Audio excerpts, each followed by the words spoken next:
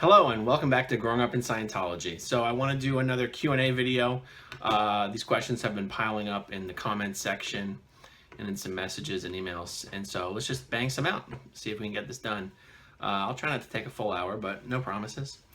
Okay, first question.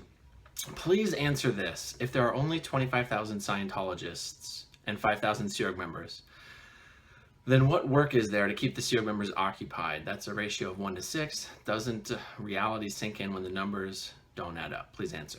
Okay. I've always used the number about 40 to 50,000 Scientologists in the world. I know 20 to 25,000 is the number that gets thrown around recently, but I do this calculation. Roughly 175 major Scientology orgs in the world. If you say that there's roughly 200 Scientologists around each organization, that's 35,000. You add another 6,000 for Sea Org and you're just over 40,000. Those are generous estimates, but they're the ones that I use. But let's get to the core of the question, which is how do the Sea Org members stay busy? So most Sea Org members don't have jobs that involve delivering auditing or delivering courses to the public. Most Sea Org members have backlines jobs. And to give this question a really good answer would probably require describing the whole Scientology organizing board.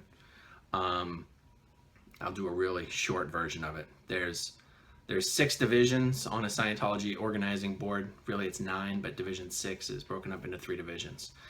And in this description, you only need 1 division 6. So division 1, Sea Org members who work in division 1 would be the ones who work on recruiting Sea Org members. They also work on distributing all the mail and distributing all the dispatches and letters from Sea Org members to other Sea Org members, etc. And Division 1 is also responsible for handling the ethics of the staff and the public. So that's where the ethics officers are located, is Department 3 of Division 1. Division 2 is the dissemination division, and that is making money. That is sitting public down, convincing them to buy their next package of auditing and taking their money. A lot of people in Division 2. They also design promotion and marketing materials. And I think that's also where the bookstore is. That's also, like, if you go into an org and they're selling them, the books are on display and they're selling them, that's the bookstore. That's Department 5 is the bookstore. Department 5, Division 2. Division 3 is Treasury. So they've taken all the money. So Division 2 are responsible for taking your money. Division 3 invoices your money and banks it. They're responsible for keeping all of the accounts up to date. They're basically responsible for cataloging all the assets and everything like that. So Division 3 is Treasury. Division 4 is where you have all the auditors and the course supervisors, and they deliver all of the actual services of Scientology, all of the major services of Scientology. And Division 5 is quality control, and they're just responsible for making sure that Division 4 does its job correctly. Division 6 is responsible for bringing in new public into the organization for the first time. And then Division 7 is actually just the executive division. It's just where the executives are put on the organizing board. So well over half of the staff of the Sea Org, well over half, probably more like 75, 80% of Sea Org members are on these backlines positions. Because these backlines positions that I just described, those exist even in a regular organization that's responsible for delivering services to the public. But when you have management units, like the continental liaison offices are the management units for each continent, you have middle management, you have international management, none of these people are responsible for delivering any sort of Scientology to anybody. So really 85-90% of Sea Org members have jobs that don't require them to deliver Scientology to any paying public. And so that is why you can have such a weird ratio. And it's not like everyone's just sitting around twiddling their fingers with nothing to do. There's always things to do. Okay, next question was pretty much along those same lines. How to keep everybody busy. All right, next question. Do you think at some point you'll be able to quit using all of the dialogue used by Scientology? I watch many ex-Scientologists and they all use the lingo. There's some assumptions in this question. And one of the assumptions is something that I have a problem with. I've heard it from other people, that in order to recover or heal from Scientology or any high control group, you have to completely disabuse yourself of using the language. And I don't feel like that is a precise enough statement. I feel like if you use the language because you don't know how to use any other language, that's a problem. I feel like if you use the language because you feel compelled to and you can't stop even though you've tried, that's a problem. But the language of Scientology is like a language. And if I happen to be speaking with someone else who knows that language, even if I can figure out an alternate way to describe things, it's still easier just to use those words. It's just getting thoughts from me to that person that I'm talking to. And if using those words is the best way to do that, I have no problem doing that. At the same time, I never use Scientology words when speaking to non-Scientologists. And maybe someone could call bullshit on me. Maybe somebody could say, well, you do, but you don't realize it. Fair enough. But to the extent that I can realize it, I intentionally do not use Scientology words unless I'm speaking to someone who I actually knew from Scientology. I've actually I snapped at my kids a couple times because I heard them use this phrase, "Don't cut my comm," which in Scientology means don't interrupt me. Cut my comm means cut my communication. I don't say cut my comm, but my wife does, and she has said that to them, and they came to think that was some normal thing to say. I was like, do not say that. That is not a real phrase. So now I've heard a couple people. I think Steve Hassan, I've heard this from. I think John Atack, I've heard this from. I think I've heard Chris Shelton mention this in a video that you must stop using the language. You must stop using the language. I would love to actually sit down and have a live conversation with Steve Hassan or John Atack about this. It doesn't really do me any good just to spout something out in a video and hope they hear it and they spout something else out in a video. I think it requires live communication to be like, okay, well, what do you mean when you say that? Why do you say you have to stop using the language? And do you mean you have to stop being able to use the language? Do you know what I mean? Like, all right, I think I've explained that. So I don't want to get to the point where I no longer am able to or willing to use Scientology words to describe certain concepts if I'm speaking to someone else who already uses that word in that same way. Okay, how long does it take between dropping the body and picking up a new one? Is LRH in the process of picking up a new body, or has he gone on to a completely new mission? I actually answered this on YouTube, but I wanted to read the answer. Scientologists believe the process of dropping one body, dying causatively, and picking up another body is pretty much instantaneous. There's no hard rule about how that has to work. You know, Scientologists do seem to be of the opinion that picking up another body right away is what you're supposed to do. That's what you want to do. And I think that's because they believe that when you're floating around between lives without a body, there's a greater chance of you getting sucked up to the implant station on the moon or Venus or Mars and having your Thetan memory wiped. And so you're pretty much told that when you drop your body, immediately go to the hospital and, you know, jump into the body of a newborn. I'm not making this up. And okay, so that answers the first part of the question. Is LRH in the process of picking up a new body, or has he gone on to a completely new mission? Okay, me growing up in Scientology, growing up as a staff member, I only understood there was ever one explanation for why L. Ron Hubbard did not come back. There's many places in his policies and his writings where he says he is going off to Target 2, which is supposed to be some other unidentified planet, to get Scientology going there, while the Scientologists left on Earth just finished wrapping up the job and spread Scientology throughout the world and create a cleared planet. And he said, I will meet you at Target 2 I'll meet you on the other side at Target 2 somewhere down the line. That is the only thing I ever understood about what LRH had said about what he was going to do when he dropped his body. But then Mike Rinder and other people who had been at international management, they say something completely different. They say that there's a very secret Scientology organization called the Church of Spiritual Technology, CST. And these CST bases have these homes, these bunkers. They have these giant bunkers where Scientology materials are stored underground, etched on steel and titanium capsules. That's one thing the CST does. But the other thing that CST does is maintain these large homes for when L. Ron Hubbard comes back. And I had no idea that the staff at International Management fully expected L. Ron Hubbard to come back and essentially walk back through the gates approximately 18 to 21 years after he died.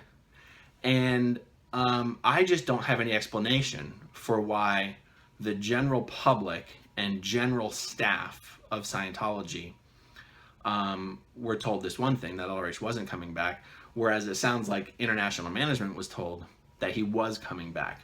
I don't know how to explain that. So my answer to this question is yes, L. Ron Hubbard said he was going off to Target 2. And when you think about it, that is the absolute dumbest thing. Not dumb to believe. If L. Ron Hubbard wanted pretty much everyone in the world to be lining up outside of a Scientology organization, begging to receive auditing and take my money, please take it from me, all he had to do was come back. That's all he had to do. All he had to do was come back, and that would have proven that all the bullshit he'd written about was true. And you really could regain the power to remember all your past lives. You really could do all these other things. So anyway, I think I've answered the question. All right, let's see. Even if Scientologists believe that they will get a new body, I assume that they will not meet all of the people in their current lifetime again. So would dropping your body and picking up a new body still mean losing everyone that you knew forever? Okay, so in the Scientology concept of dropping your body and picking up a new one, it's implied that by picking up the new body right away, you skipped the between lives implant stations where your memory gets wiped. So when you grow up, you would still retain full memory of the previous life, and it would pretty much be up to you at that point whether you wanted to go seek out the people that you knew in your previous life. You know, you're going to be a little kid to these people now, and but if they were Scientologists, and if you really had retained all your prior memories, you could pretty easily convince them that you were who you were saying you were. And yet this never happens in Scientology. Never. In fact, in Scientology, in a weird way, even in auditing, you're supposed to talk about your past lives. Outside of auditing, you're not. You're actually not supposed to just chit-chat with other Scientologists about your memories of your past life, or who you thought you were, or who you think someone else is. That's kind of prohibited. If people do that, you know, you do something like that to the wrong person, they're going to turn in a report on you. But that's also kind of interesting, right? Because what happens is if you do get people talking to each other about this kind of stuff, you're going to have people calling bullshit on each other. And you're going to have people, it's going to move from doubting someone's story that they're telling to maybe doubting the auditing that they received where they recovered this memory, to maybe doubting the entire procedures of auditing, to maybe doubting Scientology. So it's in Scientology's best interest to keep people from sharing their in-session experiences regarding their past lives. Okay. I find it interesting that none of the original followers of LRH ever stopped to question his motives, since he was a science fiction writer prior to all of this. I can understand young children who grew up in Scientology that were indoctrinated from a young age. They would not necessarily know, but the grown adults surely had to have some idea. Okay, this is something that I took up in a podcast I did with someone else recently. The Scientology watching public, people who've never been in Scientology, they seem to think that L. Ron Hubbard's career as a science fiction writer is somehow a negative strike against him, or they seem to think that Scientologists don't realize that L. Ron Hubbard was one of the most prolific science fiction writers of all time. No, Scientologists realize it.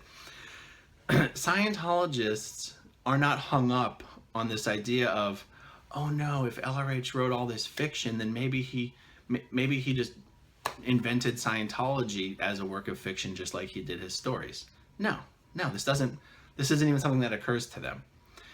Scientologists believe that the reason L. Ron Hubbard was able to be such a prolific science fiction writer is because he wasn't writing fiction. He was basing his works off of his memories and his experiences in other solar systems and galaxies and times, And that's why he could sort of short circuit the creative process. I mean, some people who knew L. Ron Hubbard will say that he just would sit down and write a story from beginning to end without any notes or anything. I don't know if that's true, but people who knew him who were never Scientologists have said things like that. And no, so don't think you're outing L. Ron Hubbard as a science fiction writer when you say something like that to a Scientologist. They don't. That's not a negative thing in the eyes of Scientology. Okay, it would be interesting if you surveyed old Scientologists and new Scientologists and looked at the amount of auditing it took to reach clear a while ago compared to how much time it takes to go clear now. I would think that clear would become harder and harder to obtain, and that you would see a trend of clear taking longer and longer to achieve. Okay, this is a good question. So there was a trend through the mid to late 90s, let's just say the 90s, where the amount of time it took to go clear was getting longer and longer and longer and longer and longer.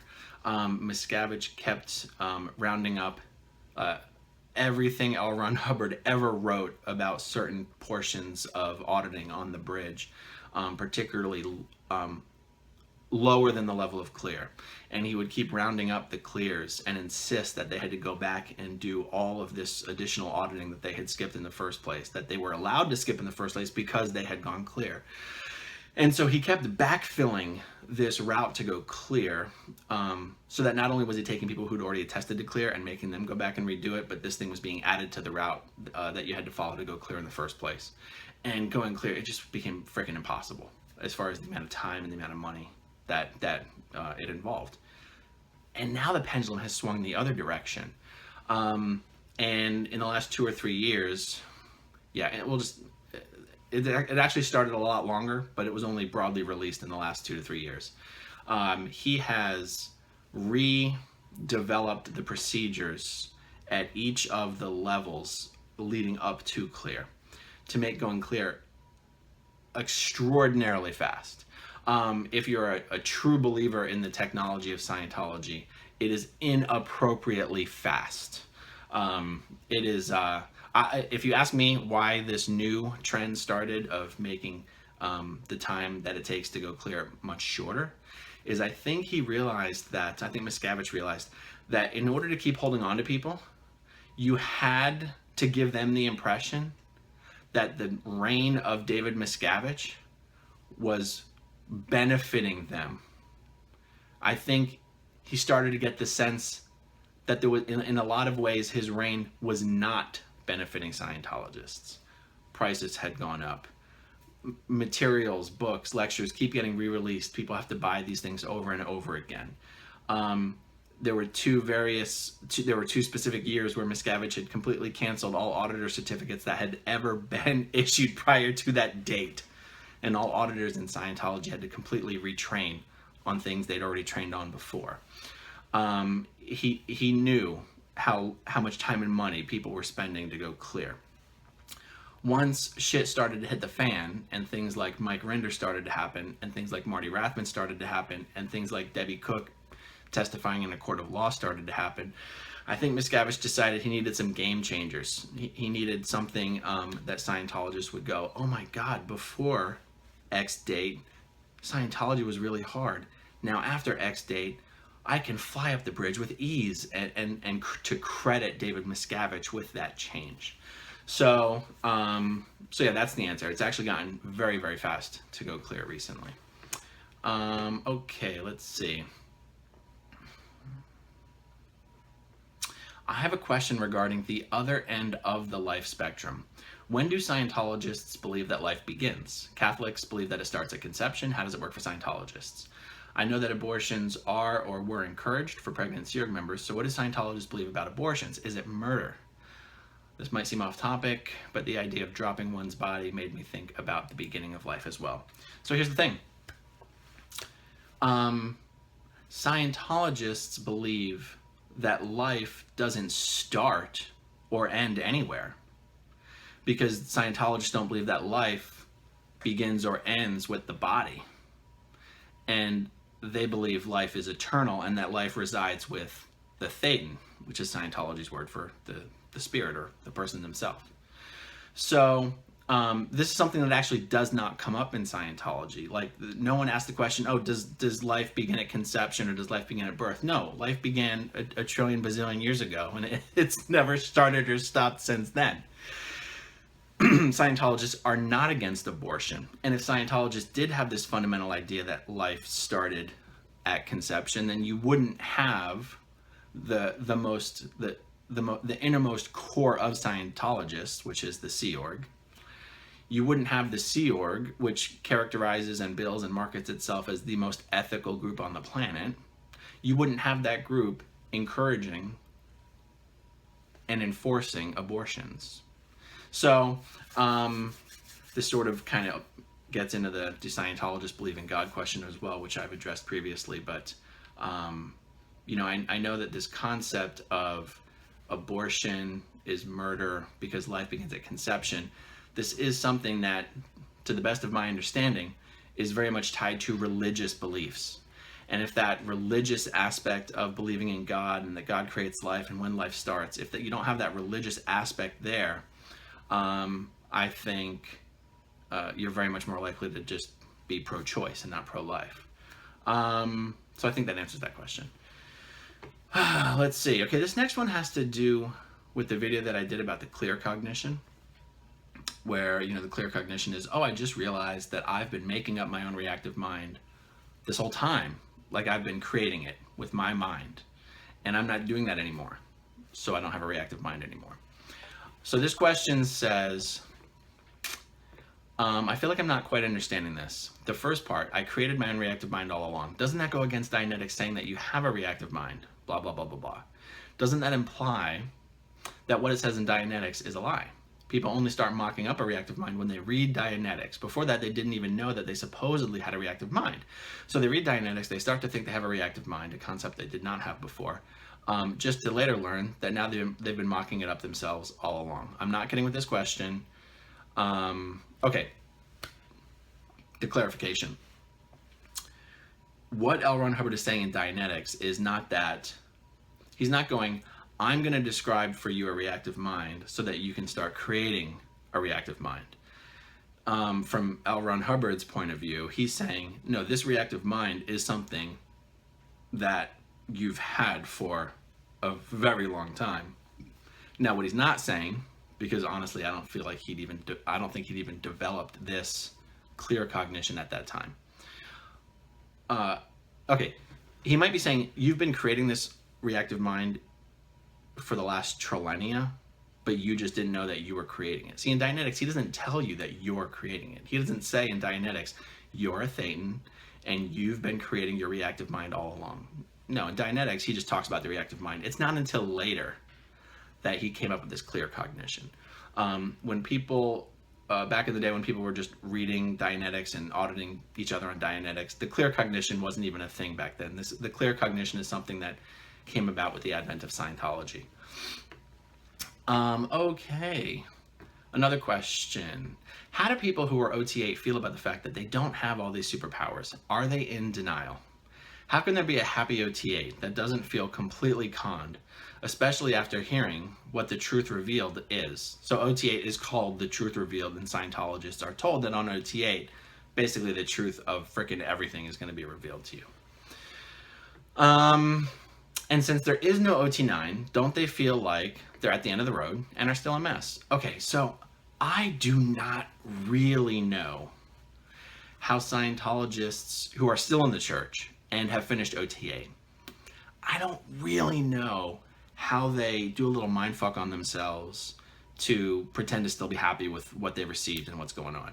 Because the only OT8s that I've spoken to about this are ones who have left Scientology. And those are the ones that do say, yeah, I was a little disappointed. I can say this though, Scientologists do believe that there is an OT9 and 10 ready to be released. David Miscavige has been telling them that OT9 and 10 is ready for decades. He has given the Scientologists benchmarks they're supposed to meet so that he can release OT9 and 10. All organizations are supposed to be of a certain size before OT9 and 10 can be released. Now that's just these benchmarks that have to be met are so unrealistic, it's laughable. But that's why they're unrealistic. It's because it's the excuse not to release OT 9 and 10. So actually, Miscavige hanging this carrot out to people who have already finished the OT levels, that OT 9 and 10 is coming any day now, and you better basically do what I say so that when it comes out, you can be first in line. That's how he actually keeps them under control. It's how he gets them to do all the fundraising that he wants them to do. And David Miscavige personally is the one who could revoke someone's ability or right or invitation to do OT 9 and 10. So he really does have full control over the organization and every freaking Scientologist, particularly if you're an OT or have done the OT levels is what I mean. Okay, let's see. I want to keep this video relatively short because then I can just do more of them. And I just think it's more enjoyable for viewers to watch two 30-minute videos than one 60-minute video. Maybe I'm wrong. We'll see. But maybe there's a short one I can do here. Let's see. Okay. How do Scientologists feel about autism? What do parents do if they have an autistic child? Why in the history of the world did no one ever find out these truths before? Okay, so it's a different question. I see. Number one, how do Scientologists feel about autism? Number two, why in the history of the world has no one ever found out these truths before? Why L. Ron Hubbard? Why now? Why is there no record of any of these truths in world history? How is that explained? Okay, autism. As pretty much everybody knows, Scientology is against any mental health labels, any diagnoses from the DSM, whatever version it is right now, the Diagnostic Statistical Manual, something like that. The book that lists all of the mental disorders that have been approved by the American Psychiatric Association. Scientology rejects any of those labels. Scientology does not believe, this is really the war between Scientology and psychiatry. Scientologists don't believe that anything that is wrong with you mentally is as a result of anything in your brain. And they think psychiatrists know that as well, but are just lying about it so they can sell drugs. So this question, like, the question is kind of how do they feel about autism, but let's say the question is, do Scientologists believe in depression, or do Scientologists believe in manic depressive or in being bipolar? It's not that they don't believe that people exhibit the behaviors that we have come to call those labels. It's not like Scientologists sit there and go, nobody's ever depressed. That's not what it is. It's that Scientologists don't believe the cause of those feelings are as a result of a chemical imbalance in the brain. And therefore, they believe the entire field of psychiatry and medicating those things is just completely bogus. So what do parents do if they have an autistic child? They feel shitty about it. I mean, first of all, autism. Is autism actually a psychiatric label? I think it is. So a Scientologist might not call it autism.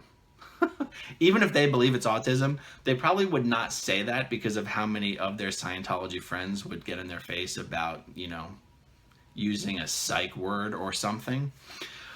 I mean, okay, so what did the Travoltas do when they had an autistic son? They loved him. They kept him out of public view. Nobody knew that Jet Travolta was. Nobody outside of their inner circle knew what Jet Travolta's condition was. I think even Kelly Preston went on some talk shows and called it Kawasaki's disease or Kawasaki syndrome because she didn't want to say her son had autism. And yet now, after he's dead, I think they have publicly acknowledged it's autism. So, you know, it's a weird position for Scientology parents to be in because of the implications in the materials of Scientology about what a child born with autism is, you know. So have I answered this question? I think I've answered the first part. The question is, why in the history of the world did no one ever find these truths before? So let me answer it from why do Scientologists believe that L. Ron Hubbard was the first person to discover these truths? You know, Scientology definitely says they do not believe L. Ron Hubbard is a god. and Scientologists believe that they believe that. But the only explanation I have heard from L. Ron Hubbard that explains why he was able to walk this path that no one had walked before was something he said in the book called Hymn of Asia. And this was a book that he wrote to, I'm going to get this wrong, I'm just going to say a bunch of Buddhists, to say that he was Buddha. L. Ron Hubbard says he was Buddha. I remember sort of asking, I remember there was a particular point where I was asking myself this question. It wasn't a serious reflection where I was like, oh, I need to find the answer to this because it's important to me. No, it was more, I should know the answer to this in case someone asks me. I was like, why? Why do we grant L. Ron Hubbard all this importance specifically as a person? Like, what's the reason? How can I justify this to someone if they ask me? And when I seized upon this Buddha thing, I was like, oh, he was fucking Buddha. Oh, well then he gets a pass. Yeah, he gets a pass. He can say if he says he developed all this shit and he was Buddha, fine. We're just gonna believe that he developed all this shit, and that's a great answer. He was Buddha. So that's what he says. He basically says that, forgive me if I get the words wrong because I've only been exposed to it through Scientology. That Bodhi, the state of Bodhi or Bodhi, was sort of a harmonic of clear, and basically, you know, so LRH as Buddha took a swing on achieving this state of clear, and the closest that he got was Bodhi. I'm saying it wrong. And I remember, actually in the materials of Scientology, he does say that Bodhis were just, I'm getting it wrong, I know. Bodhis were just temporary clears. Like they had sort of achieved the state, but it was only temporary. So he came back in his current form, as L. Ron Hubbard, to finish the work he had started as Buddha, and to finish taping this path that people could walk to get to this permanent state of clear. And that is how, I think that is the best possible answer for how Scientologists explain it. Because in the main policy letter of Scientology, it's called Keeping Scientology Working. There's a point where he actually says, we will not speculate how I came to rise above the reactive mind. We will not speculate as to essentially why I was able to do all this when no one else could. And in retrospect, you think, well, shit, that's kind of an important thing not to speculate on. Like, that's kind of what we should be speculating on. That should be the entry point into this whole body of knowledge is, well, why the hell are we starting with you? But, you know, this thing I mentioned about him being Buddha, this isn't something that's like repeated constantly in Scientology. He doesn't bring it up over and over and over again. I think there was some large conference of Eastern religions, and LRH was trying to write this book and put it together to deliver to them as a gift. And so it's not even like an official Scientology book, the Hymn of Asia. It's like a book. It's kind of a collection. It's like a long poem that was created specifically for this conference of Buddhists or something. And because LRH wrote it, the book is still in print. It is floating around. You can find it in the libraries and Scientology orgs, but it's not something Scientology markets. It's not something you have to read on any of the Scientology courses. It's just this book that kind of floats around that people can kind of like, wink, wink, LRH was Buddha. We're not so crazy. We're just Buddhism 2.0. Okay. All right. I'm going to keep it at that for right now. I'll probably do another one of these and release it in a day or two. And see you guys soon. Bye.